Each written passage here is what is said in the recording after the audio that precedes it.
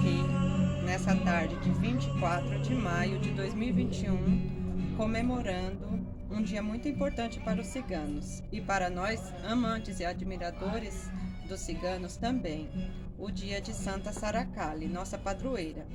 Quero começar parabenizando a nossa santa e agradecendo minha família que está aqui me apoiando, meu filho que está filmando, minha mãe, meu afilhadinho que está ajudando.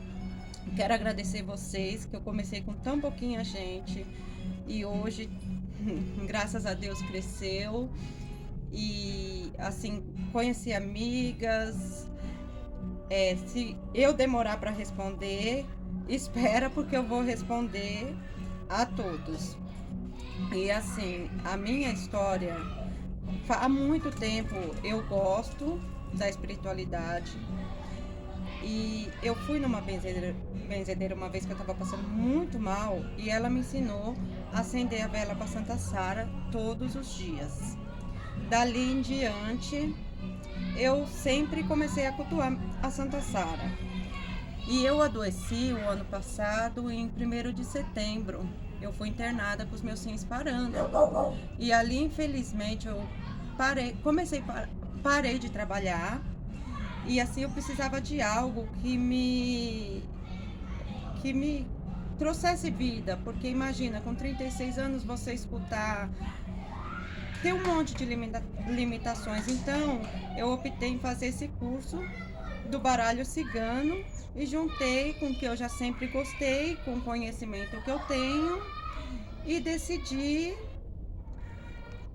assim ajudar a mim e as pessoas também. Então, nessa data de hoje, eu preparei para vocês, assim, a história dos ciganos e de Santa Sara.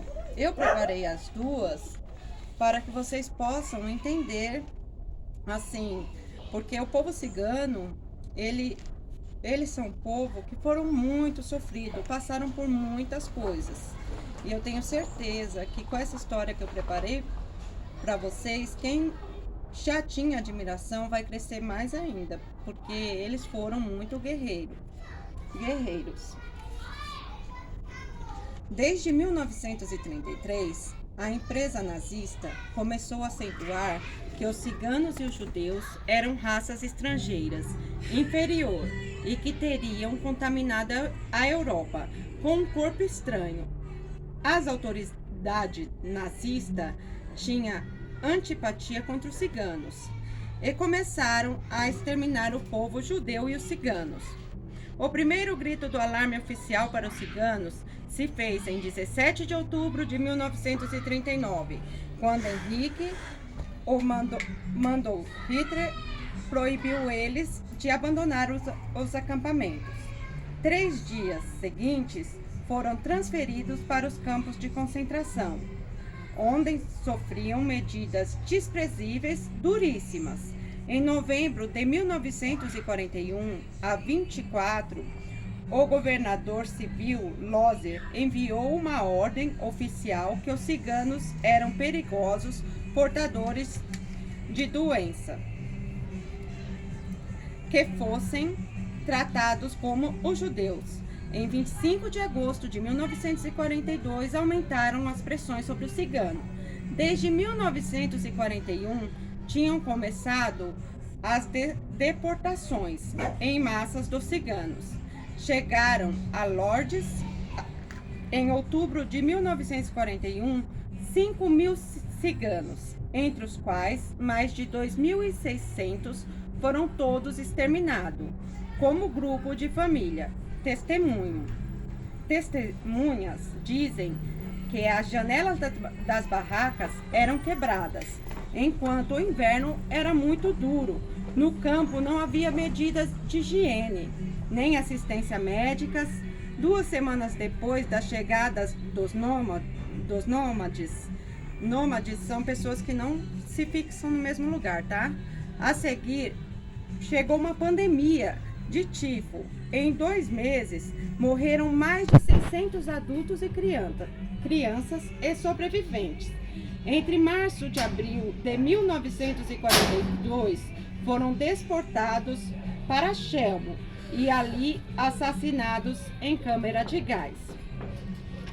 Desde então, até 1946, se multiplicaram os testemunhos.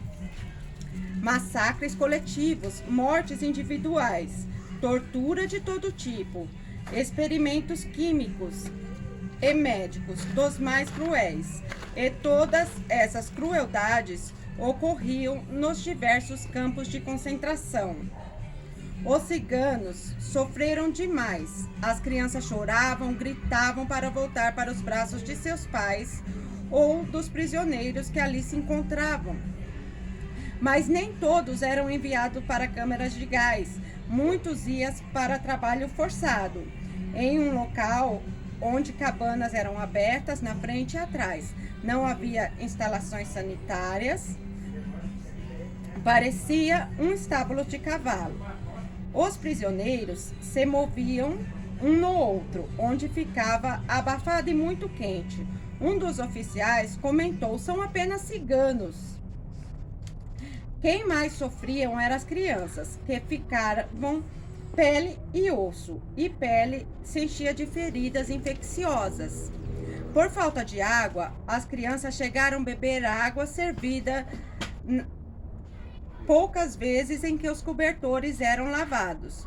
Os ciganos regularmente matriculados foram 20.933, incluindo 360 crianças nascidas no campo de concentração, que viveram para receber o número de matrícula.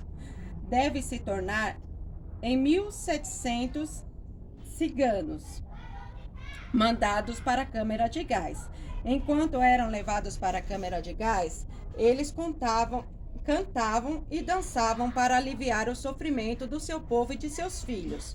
Muitos foram mandados para as câmaras de gás por suspeitas de serem portadores da tifo. Era um verdadeiro campo de guerra. Os ciganos imploravam pelas suas vidas. 29 de 1942, 102 ciganos foram arrastados para fora de suas instalações. No começo de agosto de 1944, a Sirena anunciou um rigoroso toque de recolher. Os ciganos tinham previsto o que iria acontecer, mas os alemães fizeram tudo para confundir as suas ideias. Ao saírem dos acampamentos, os ciganos recebiam uma ração de pão e salame. E muitos assim, na verdade, pensavam que estava sendo transferido para outro acampamento. Mas, na verdade, a realidade era outra. Quanto mais mulheres e crianças imploravam pela sua vida, mais eram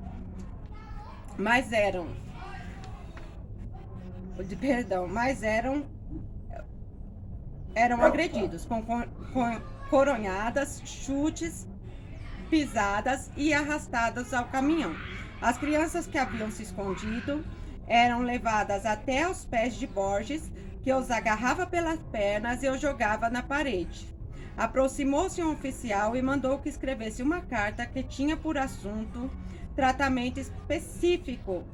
Ele mesmo arrancou violentamente a carta da máquina e assim que terminada. Teve cigana que morriam quando esperavam seus filhos, grávidas. Um exemplo do segundo tipo de genocídio foi a deportação de 5.000 ciganos da Alemanha para o gueto e Lodz.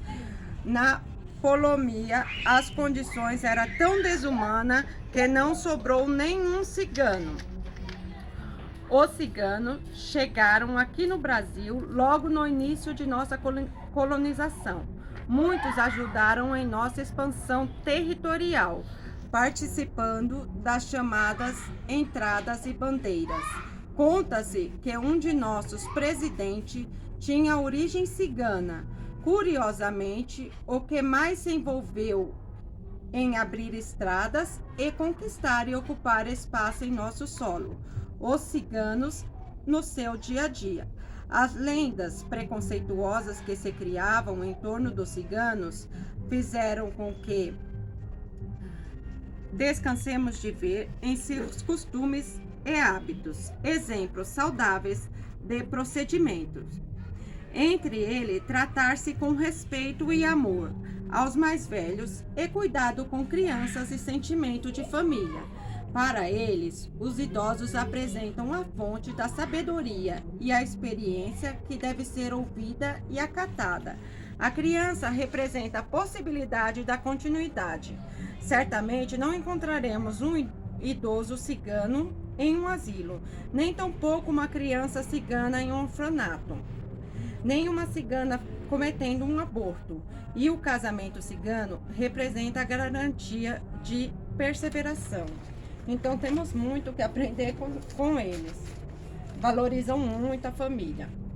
Agora vamos contar um pouquinho a história da nossa Santa Sara, que hoje é o dia dela, mas eu quis passar para vocês porque muitos não sabem.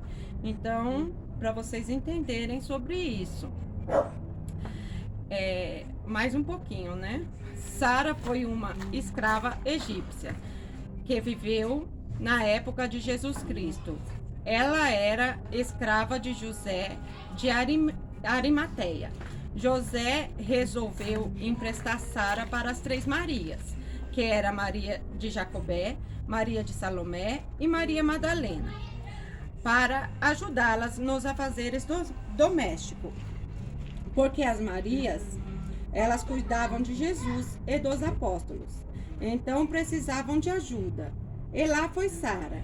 Começa então a convivência de Sara com as Marias e Jesus, com os ensinamentos, palavras, com as pregações. E Sara, apesar de jovem, devia ter uns 14 ou 16 anos, pelo que eu pesquisei.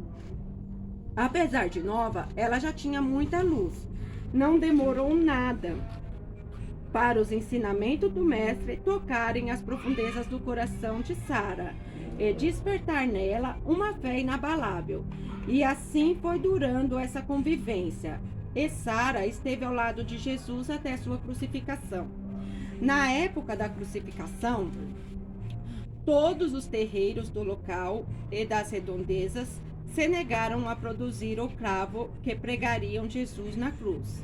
Então, o que os romanos fizeram? Tinha na época um ferreiro cigano que se chamava Jacó. Os romanos capturavam Jacó e sua família. E através de tortura e de ameaças, obrigaram Jacó a produzirem os tais cravos. Não só produzir, como participar duramente da crucificação. Jacó, ele não queria, o coração dele ficou partido, ele ficou tomado pela culpa e remorso, mas ele não teve outra opção, tanto que no dia da crucificação ele foi aos prantos pedir perdão a Jesus. Ele disse a seguinte frase: meu povo não vê máculas em ti. Jesus, é claro, com sua misericórdia, perdoou o cigano e disse a seguinte frase: confie naquela que virá das águas. Essa ajudará muito o seu povo. Jacó, depois de livre, contou-se para os ciganos essas palavras de Jesus. Ele, por suas andanças, foram passando essa mensagem adiante. Então, passando algum tempo da crucificação, José de Arimateia foi acusado de se tomar um Cristo e de ter ajudado a roubar o corpo de Jesus Cristo, porque foi no túmulo da família de José que foi colocado o corpo de Jesus. Mas por José ser rico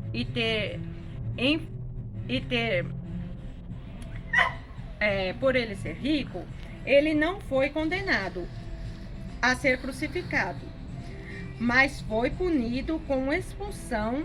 E essa punição foi a seguinte forma: eles colocaram José, as Marias e Sara em uma barca, sem remos e sem alimento, sem água para sobreviver e com certeza morrerem em alto mar. Era praticamente impossível se salvar ali, e assim foi feito.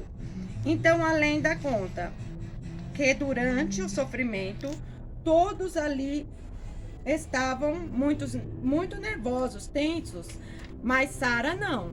se manteve serena e com uma fé gigante. Então ela começou a orar. E na sua oração, ela disse a seguinte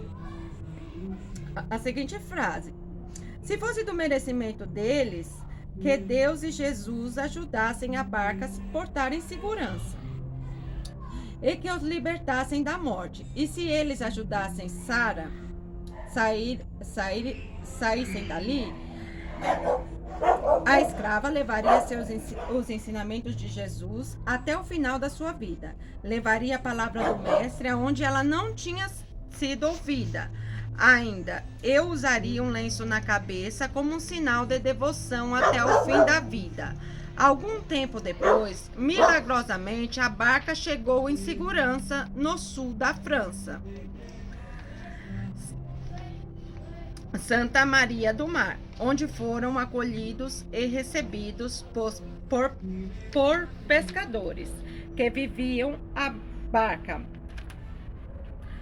Sara era escrava e negra. Ela não ia ser socorrida, então ela ficou lá na praia, mas não por muito tempo, porque lá havia um grupo de ciganos acampados. E ali eles acolheram Sara, porque eles logo lembraram da palavra de Jesus: confie naquela que virá das águas. E a Sara passou a viver com eles nesse acampamento. E ela passou a vida levando a palavra, e tanto que é uma santa muito, muito, muito poderosa. Eu recebo muito milagre de Santa Sara. Hoje essa foi a surpresa que nós, com todo carinho, todo amor, demos a Santa Sara. Até meu afilhadinho deu esse morango, que ontem foi aniversário dele, deu para ela. Então é isso que eu queria passar para vocês. Tem uma pessoa me perguntando sobre a novena de Santa Sara. Olha, eu pesquisei, o YouTube, a Google ajuda muito, só que eu não encontrei resultados. Se alguém souber dessa novena para estar passando nos comentários, né? Passa, por favor, porque é assim, tudo que eu sei até hoje eu aprendi com alguém. E nós vamos aprendendo um com os outros. Eu quero agradecer muito, muito, muito o carinho de vocês. Parabenizar a nossa santa sem palavras. Parabenizar, assim, minha família que está me ajudando, que me ajudou por esse momento que eu passei difícil. Minhas amigas, eu quero agradecer. E assim, no que tiver ao meu alcance, que eu puder, como eu tô falando, eu posso até demorar para responder, porque eu também tenho meus compromissos pessoais. E junta tudo, aí vira uma loucura, mas eu respondo. Eu tô até com umas perguntas, tô devendo até umas perguntas para algumas pessoas que me perguntaram. Eu vou enviar a resposta assim que possível. Um grande abraço e parabéns para nossa padroeira. Que Santa Sara proteja e abençoe vocês, a família de vocês, a casa de vocês. Um grande abraço, gratidão.